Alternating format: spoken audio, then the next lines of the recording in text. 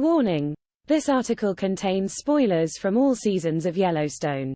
Yellowstone Season 1 kicked off the international success of the Western drama, and looking back, fans are questioning what happened to Dan Jenkins.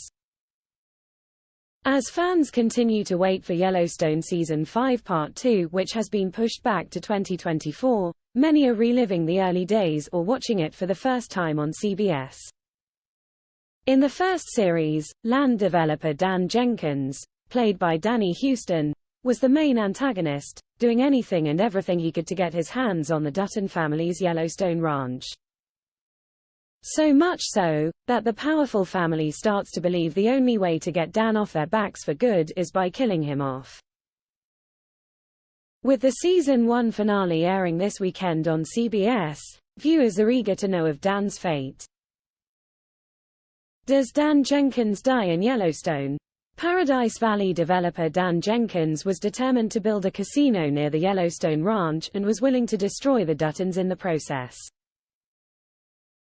But, of course, the family wasn't going to take this lying down, so in Season 1's penultimate episode, the ranch hands, led by Rip Wheeler, Cole Hauser, kidnapped Dan. They hung him on a tree by his neck, ready to move the horse from under his feet to leave him dead if he didn't tell Case Dutton, Luke Grimes, what he'd been planning. Dan does confess all, and Rip informs the ranch hands to cut him down. Case does the unexpected and slaps the horse away, leaving Dan dangling with death. Before it's too late, the ranch hands are able to get to him just in time to stop Dan from hanging, so he doesn't die in the first season.